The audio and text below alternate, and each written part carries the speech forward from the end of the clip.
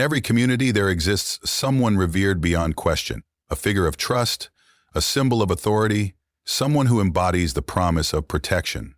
But what happens when that trust is misplaced? When the line between guardian and predator dissolves? In the tranquil town of Cypress Hollow, life followed a predictable rhythm. Children played under the shade of old oak trees.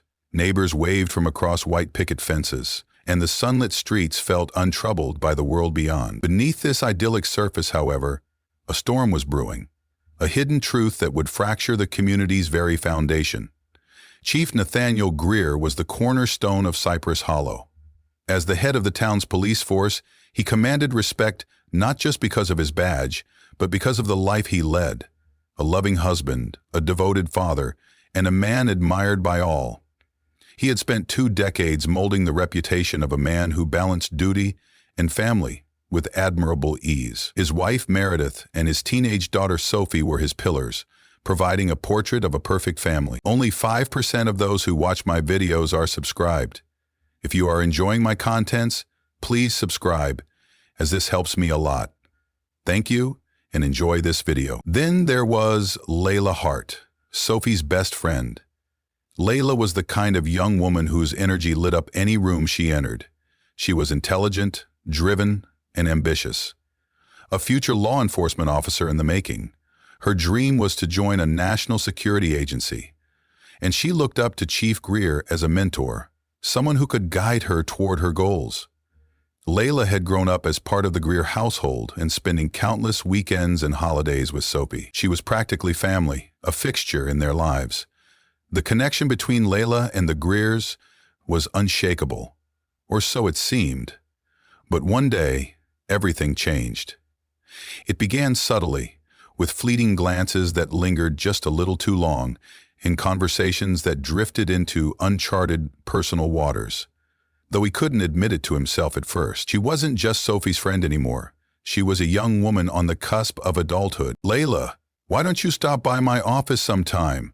Nathaniel had suggested one evening as she waited for Sophie to grab her things. "I could show you what it really takes to make it in this field." Layla, eager and trusting, didn't think twice. After all, this was Nathaniel Greer, the man she saw as a second father. Someone who had always encouraged her ambitions. She didn't realize then how her life would spiral, entangled in a web of manipulation, secrecy, and betrayal. What followed was a sequence of events that would unravel not only Nathaniel's life, but also the entire fabric of Cypress Hollow. The first meeting in Nathaniel's office seemed harmless. Layla arrived in her usual casual attire, her hair pulled back into a neat ponytail, her notebooks ready to jot down advice from the man she saw as her guide. Nathaniel played his part well, sitting across from her with the practiced ease of a mentor. They spoke about her aspirations, her dream to join a federal agency, her desire to protect and serve at the highest level. Nathaniel encouraged her, weaving anecdotes from his years on the force with subtle flattery. "You have the determination, Layla," he said, leaning back in his chair. "Not everyone does. With some extra preparation, you could stand out from the crowd." His words lit a spark in her. To Layla, this was an opportunity she couldn't pass up. A series of sessions was arranged, private meetings where Nathaniel promised to coach her, share insights, and give her the edge she needed to succeed. At first, everything seemed above board. They met in his office after hours, going over case files and discussing situational tactics. Layla soaked it all in, unaware of the boundary they were crossing. Nathaniel, however, was fully aware. His eyes lingered a little too long when she laughed. He would lean in closer than necessary when explaining something on paper. And then, slowly, the conversations began to shift. "What scares you the most about this career?" Nathaniel asked one evening, his tone casual but probing. Layla hesitated, caught off guard. "Failure, I guess," she admitted. "Letting people down. Not being enough." Nathaniel smiled, a disarming expression that felt like reassurance. "You don't need to worry about that. You've got everything you need to succeed. You just need someone to guide you." The meeting stretched later into the night. What had begun as mentorship turned into deeply personal discussions. Layla, eager for validation and guidance, began to confide in him more than she ever had in anyone else. And Nathaniel, ever calculating, used each revelation to tighten the invisible hold he had over her.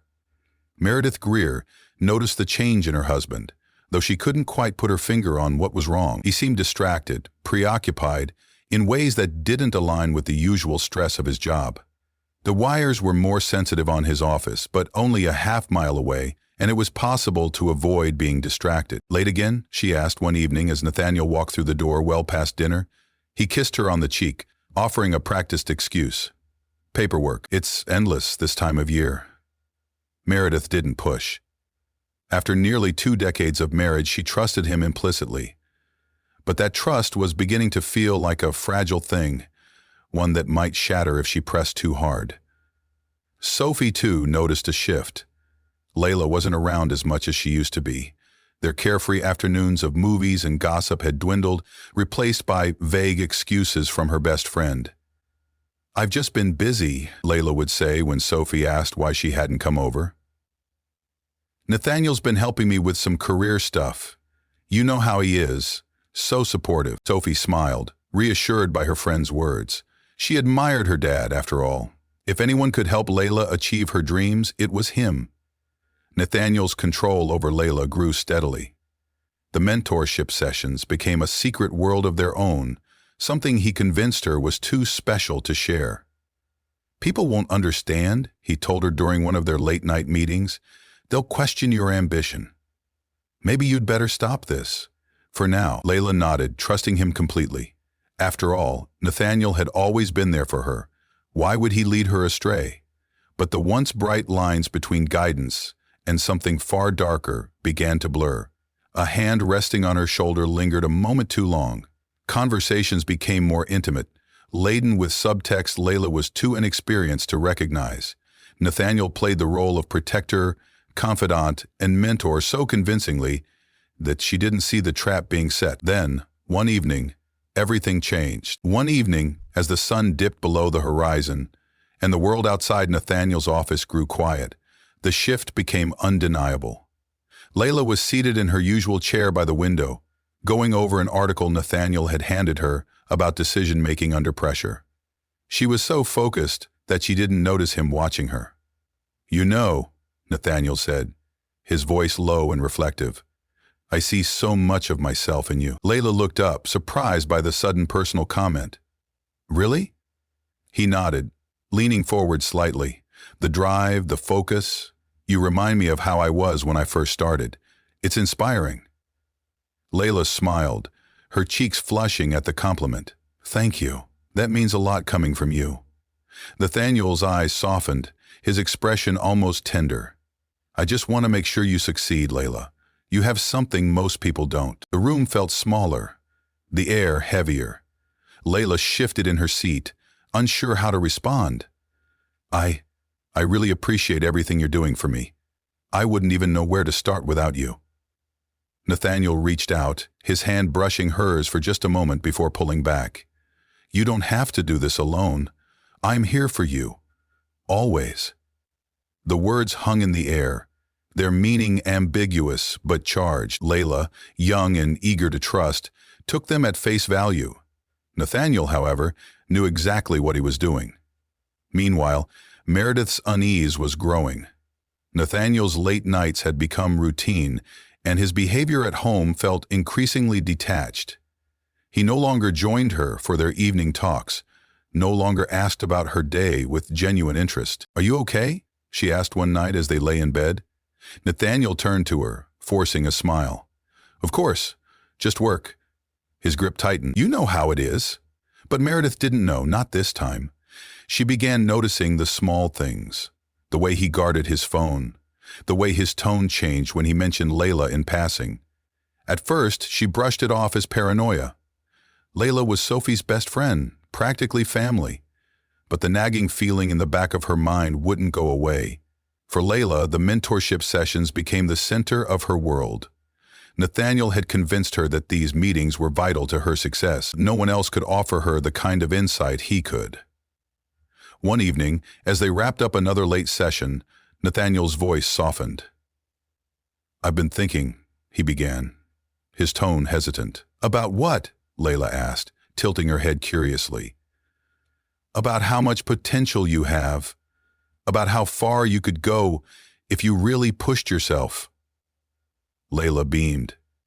"I want to. I'll do whatever it takes." Nathaniel smiled, but there was something calculated behind it. "That's what I admire about you. You're not afraid to go all in, and because of that, I feel like I owe you the truth." Layla's brow furrowed. "The truth?"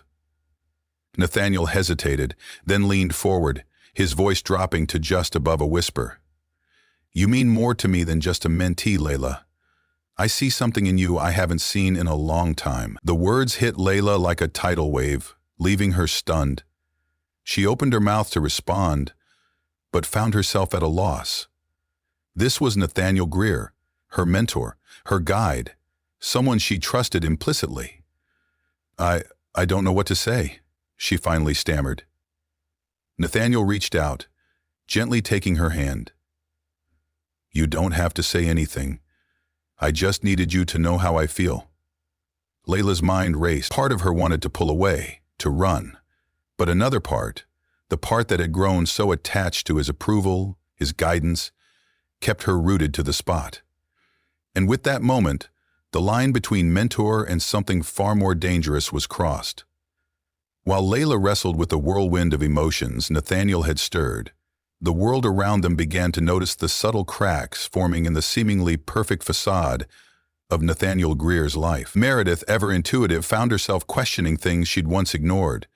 The guarded phone, the late nights, the sudden changes in his mood.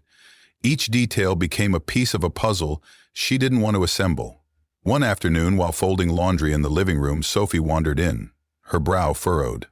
"Mom, has Dad seemed different to you lately?" Sophie asked, hesitating before continuing. "Like distracted." Meredith paused, her hand stilling over a folded shirt. "What makes you ask that?" Sophie shrugged, sitting down on the edge of the couch. "I don't know. Layla's been acting weird too. She doesn't come around as much, and when I ask her why, she always says she's working on something with Dad." Meredith's chest tightened. "With your dad?" "Yeah. She says he's helping her with career stuff, like getting ready for law enforcement. I mean, it makes sense, right?" But Sophie trailed off, picking at a loose thread on the couch cushion. "It feels different. She won't talk about it much." Meredith forced a smile. "I'm sure it's nothing. Your dad's always been a mentor to young people, especially ones like Layla. He's probably just focused on helping her." But as she spoke the words, they felt hollow. In the community, whispers had started to circulate. It wasn't overt, just the kind of quiet murmurs that traveled quickly in small towns. People had noticed that Chief Greer seemed distracted, his usually polished demeanor faltering in subtle but noticeable ways. In most states, he scheduled police department officials, such as Meredith, had never gotten the chance to investigate people who visited their offices. The people who investigated Chief Greer seemed distracted. He's usually polished face and body. "I saw Nathaniel in town the other day," Mrs. Pritchard, the local bakery owner, remarked to her husband one evening. "He seemed off, not like himself." Her husband shrugged. "Everyone has off days." "Maybe," Mrs. Pritchard replied, narrowing her eyes. "But it's not just that. I've seen him talking to that Hart girl a lot. They were at the diner late one evening, not something I'd expect from someone helping out a family friend." The conversation might have ended there, if Mrs. Pritchard hadn't mentioned it to her friend at church the following Sunday. From there, the whispers grew. At home, Meredith couldn't shake her unease. One evening, after Nathaniel had fallen asleep, she sat on the edge of their bed, staring at his phone where it rested on the nightstand. She hesitated, her hand hovering over the device. "What am I doing?" she thought. But something inside her pushed forward, a quiet, nagging instinct she couldn't ignore. Unlocking his phone felt like a violation, but as she scrolled through his messages, her heart sank. There it was, a string of texts between Nathaniel and Layla. Nothing overtly damning, but enough to suggest an intimacy Meredith hadn't expected. Phrases like, "Don't forget how special you are," and "Tonight was meaningful," jumped out at her, her breath caught in her throat. She locked the phone and placed it back on the nightstand, her hands trembling. Meanwhile, Layla's behavior was beginning to draw attention as well. At school, her once bright and lively personality had dimmed. Her teachers noticed her zoning out during class, her once perfect grades slipping ever so slightly. One day, Sophie cornered Layla in the parking lot after school. "What's going on with you?" Sophie demanded, her arms crossed. "You're never around anymore, and when I do see you, you're like distant." Layla hesitated, avoiding Sophie's gaze. "I've just been busy. You know how it is. School, planning for the future. Busy with my dad?" Sophie pressed, her tone sharp. "What's going on with that? You're at the house more than I am these days, and it's starting to feel weird." Layla stiffened, her face flushing. "It's nothing, Sophie. Your dad's just helping me, that's all. You're overthinking it." But Sophie wasn't convinced. As the weeks wore on, the once tight seams of Nathaniel's carefully constructed life began to unravel. His absences from home grew longer, his interactions with Layla riskier. The whispers in Cypress Hollow became louder, and Meredith found herself grappling with a decision she never thought she'd have to make: confront her husband or protect the illusion of their family for a little longer. At the same time, Sophie couldn't shake the feeling that something was deeply wrong. Layla's evasiveness, her father's uncharacteristic distance. There was a connection she didn't want to admit, but couldn't ignore. The storm clouds were gathering over Cypress Hollow, and the first cracks of thunder were already rolling through the town. Meredith couldn't ignore the growing unease. Nathaniel's behavior had become a shadow over their home, and the text she'd found haunted her thoughts. Though the messages between him and Layla weren't explicit, they felt too personal, too familiar. She wanted to confront him, but fear of shattering their family held her back. One evening, as Nathaniel sat at the dinner table absently scrolling through his phone, Meredith finally spoke. "Nathaniel," she began cautiously, her voice steady despite her racing heart, "is there something going on between you and Layla?" Nathaniel froze, his fork hovering midair. "What are you talking about?" he asked, his tone carefully neutral. Meredith swallowed hard, her eyes locking on his. "You've been spending a lot of time with her. I found the messages." Nathaniel set his fork down slowly, a wave of irritation flashing across his face. "Messages? Meredith, you went through my phone? That's what you're focusing on?" she shot back, her voice rising. "Nathaniel, something doesn't feel right. She's Sophie's best friend. She's practically a child." Nathaniel stood abruptly, his chair scraping against the floor. "I've done nothing wrong," he snapped, his voice firm but defensive. "I'm helping her with her career. That's it. If you can't trust me—" "It's not about trust," Meredith interrupted, tears brimming in her eyes. "It's about what's appropriate. And whatever this is, it isn't." Nathaniel didn't answer. Instead, he grabbed his coat and stormed out of the house, leaving Meredith alone in the suffocating silence. At school, Sophie was growing increasingly frustrated with Layla's evasiveness. Her best friend was slipping away, and the distance between them felt insurmountable. One day, she cornered Layla in the library, her voice low but insistent. "Layla, just tell me what's going on. You've been acting so weird, and it feels like you're hiding something from me." Layla's eyes darted around the room, avoiding Sophie's gaze. "It's nothing, Sophie. I'm just busy." "Busy with my dad?" Sophie pressed, her voice trembling with a mix of anger and fear. Layla flinched, her face paling. "Sophie, it's not what you think." "Then tell me what it is," Sophie demanded, her voice cracking. But Layla couldn't find the words. She shook her head and hurried out of the library, leaving Sophie standing there, her heart pounding with the realization that something was very, very wrong. The whispers in Cypress Hollow had grown into full-blown speculation. Nathaniel's late-night meetings with Layla were no longer a secret, and the community was beginning to take notice. Layla was the center. "Did you hear about Chief Greer?" one woman whispered to her friend at the diner. "I heard he's been spending an awful lot of time with that Hart girl," the friend replied, her tone heavy with judgment. "It doesn't look good," the first woman said, shaking her head. "Not for him, and certainly not for his family." Nathaniel, however, seemed oblivious to the mounting suspicion. He believed his position of authority would shield him from scrutiny, that his reputation would protect him. But cracks were forming in the carefully constructed image he had cultivated for years, and it was only a matter of time before everything came crashing down. Nathaniel's world was beginning to spiral. What had started as a dangerous game of manipulation and control was now slipping beyond his grasp. The whispers in town grew louder, and the tension in his household was palpable. Meredith was distant, her silence heavier than any argument they'd ever had, and Sophie barely spoke to him, her gaze filled with suspicion. But Nathaniel's focus remained on Layla. He was determined to keep her under his control, to convince her that their connection was something sacred, something no one else could understand. One evening, he called her to his office, under the guise of preparing her for a career interview. Layla hesitated before answering, her nerves frayed from the growing strain of their interactions. "I don't know if I can come tonight," she said, her voice uncertain. "Things have been complicated lately."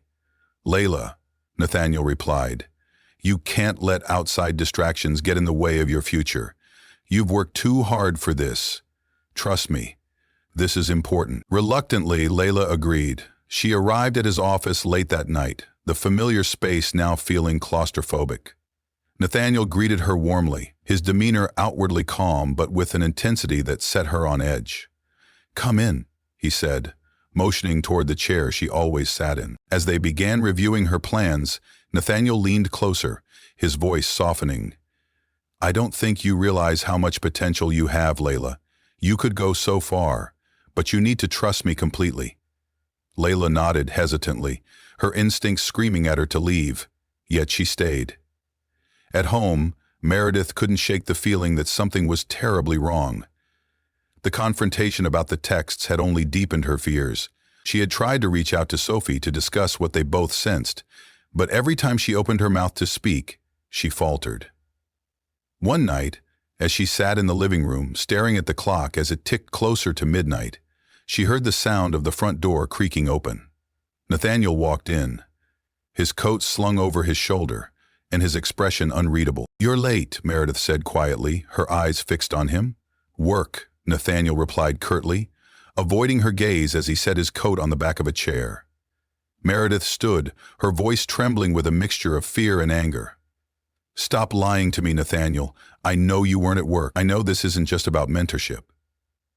Nathaniel froze, his body rigid. "You're imagining things," he said, his tone sharp. "Don't let rumors cloud your judgment." "Rumors?" Meredith shot back, her voice rising. "This is about you, about how you've changed, about Layla. Do you think I haven't noticed? The messages, the late nights. What are you doing to that girl?" For a moment, Nathaniel said nothing, his face a mask of barely concealed rage. Then, without another word, he turned and walked out, leaving Meredith standing alone in the dimly lit room. The next day, Sophie confronted Layla again. This time, she wouldn't take no for an answer. "Layla," she said, grabbing her friend's arm as she tried to leave the school parking lot. "You have to tell me what's going on. Is it my dad? Is he doing something to you?" Tears welled in Layla's eyes, and for a moment, Sophie thought she might finally tell the truth. But instead, Layla shook her head, pulling away. "I can't," she whispered. I can't."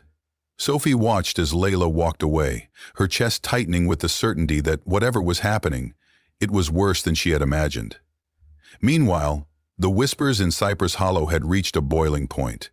A group of concerned parents, led by Layla's mother, Emma Hart, approached the town council, demanding an investigation into Nathaniel's behavior. "There are too many coincidences," Emma said, her voice firm as she addressed the council. "My daughter has been acting strangely for months. She spends more time with Chief Greer than anyone else, and now she won't even talk to me. Something isn't right." The council reluctantly agreed to look into the matter, though Nathaniel's reputation as a respected law enforcement officer made them hesitant to take any drastic steps. But the investigation was the first crack in the wall Nathaniel had built around his secrets. And as the council began asking questions, the delicate balance he had maintained started to crumble. The investigation into Nathaniel Greer began quietly, with subtle inquiries that rippled through Cypress Hollow like an undercurrent. The town council requested records of Nathaniel's late-night office meetings and his communication with Layla. At first, Nathaniel feigned confidence, assuring himself that he'd left no paper trail. But there were whispers, questions about why a police chief spent so much time with a teenage girl, why Layla had grown distant from her family and friends, and why Meredith and Sophie seemed tense whenever Nathaniel was mentioned. Nathaniel's deputy, Ethan Wallace, was the first to notice the irregularities. Tasked with gathering Nathaniel's work records for the council, Ethan couldn't ignore the number of late-night entries tied to Nathaniel's office or the significant gaps in reported activity. It doesn't make sense, Ethan muttered to himself, reviewing the logs late one night. Why would he be in the office so often after hours? Ethan hesitated before mentioning his findings to Emma Hart, who had spearheaded the investigation. When he finally did, her expression turned cold. "We need to dig deeper," she said firmly. Meanwhile, at home, Meredith's resolve hardened. The confrontation with Nathaniel had left her shaken, but it also confirmed her worst fears. She began keeping a quiet record of her husband's movements, noting the times he left the house and the excuses he gave. Late one evening, after Nathaniel had once again stormed out, Meredith approached Sophie. "Sweetheart," she said gently, sitting beside her on the couch. "I need you to be honest with me. Have you noticed anything strange about your father? Anything troubling?" Sophie hesitated, her hands twisting in her lap. "Mom, I think he's doing something with Layla," she admitted, her voice barely above a whisper. "I've tried asking her, but she won't tell me. She just gets upset and walks away." Meredith's heart broke at the fear in her daughter's voice. "We'll figure this out," she promised, though her own voice wavered. As the council's inquiry deepened, Nathaniel began to feel the pressure. Layla, too, sensed the weight of their secret growing unbearable. She started missing their meetings, ignoring his texts, and finding excuses to avoid him. One evening, as she walked home from school, Nathaniel's car pulled up beside her. "Layla," he called, rolling down the window. "Get in. We need to talk." Layla hesitated, her pulse quickening. "I don't think that's a good idea," she replied, stepping back. "Layla," Nathaniel said, his tone firmer now, "I've done everything for you. Don't turn your back on me now." Reluctantly, she climbed into the car. The drive was tense, the silence heavy. When they arrived at a secluded spot on the edge of town, Nathaniel parked and turned to face her. "You've been avoiding me," he said, his voice low and accusing. I don't think we should do this anymore," Layla replied, her hands trembling in her lap. "It's too much. People are talking." Nathaniel reached out, his hand brushing hers. "You can't let them get in your head. What we have, it's special. Don't throw it away because of a few rumors." Layla pulled her hand back, shaking her head. "It's not right, Nathaniel. I can't do this anymore." For a moment, his expression softened, but it quickly twisted into something darker. "You don't get to walk away from this," he said, his voice sharp. "You owe me, Layla." Tears filled her eyes as she stared at him, realizing for the first time just how dangerous he truly was. Back in town, Ethan Wallace discovered something that changed everything. While reviewing surveillance footage from the station's parking lot, he noticed Nathaniel's car pulling in late at night, often with Layla in the passenger seat. The footage was damning. Not explicit, but enough to suggest a pattern of behavior that couldn't be ignored. Ethan brought the footage to Emma Hart, who wasted no time taking it to the council. "This is proof," she said, her voice trembling with anger. "We need to act now before it's too late."